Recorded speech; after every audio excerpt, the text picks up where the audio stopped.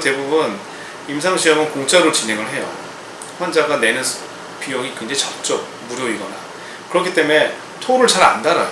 우리나라 사람들 대부분. 그래서 그냥 참여하는 경우도 많고, 그렇기 때문에 불이익을 실제적으로 당하게 되면 그때 가서 후회하는 거죠.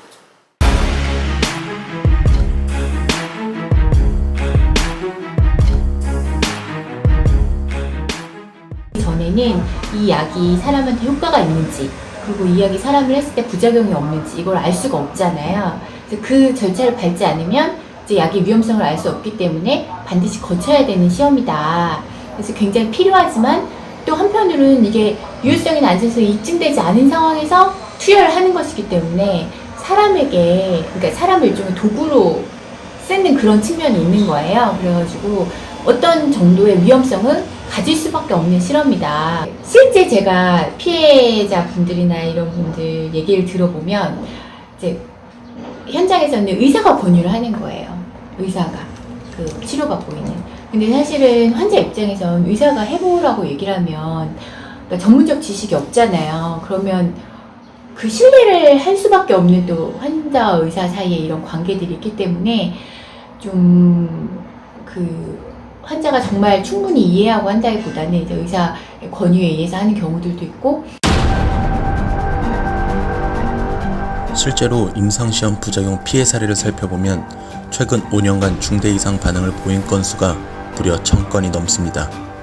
사망자 수도 82명에 달하고 있습니다. 최근에는 올리타정 사태가 사회적 문제가 되기도 했습니다. 이 약품을 승인한 식약처는 당시 보도자료까지 발표하며 대대적으로 올리타정을 홍보했습니다. 하지만 올리타정으로 인해 부작용을 겪는 사람들이 속출하면서 식약처와 해당 제약사는 개발을 중단할 수밖에 없었습니다. 그럼에도 식약처는 오해와 편견을 걷어내라며 임상시험 홍보에 열을 올리고 있습니다. 안타깝게도 임상시험에 대한 각종 오해와 편견에 비해 이런 안전장치에 대한 인식은 매우 낮은 편입니다. 하지만 임상시험은 시험 대상자 개인을 넘어 사회적으로 중요한 영향력을 가지고 있습니다. 특히 불치병이나 희귀질환을 앓고 있는 환자들에겐 임상시험을 통해 새로운 약이 출시될 경우 아주 큰 희망이 되기도 합니다. 이걸 사람한테 써서 어떤 일이 일어났는지, 어떤 효과가 났는지를 경험해보지 않은 거죠.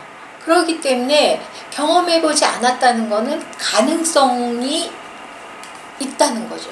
위험한 가능성이 있다는 거죠. 그리고 그 가능성이 얼마인지 모른다는 거죠. 그러니까 많을 수도 있고 적을 수도 있고, 사실은 그 위험성을 확인하고 위험의 가능성이 얼마인지를 알기 위해서 하는 게 임상시험이에요. 그렇기 때문에 임상시험은 어떻게 보면 위험을 전제로 하고 실시되는 거라고 그렇게 생각해야 된다고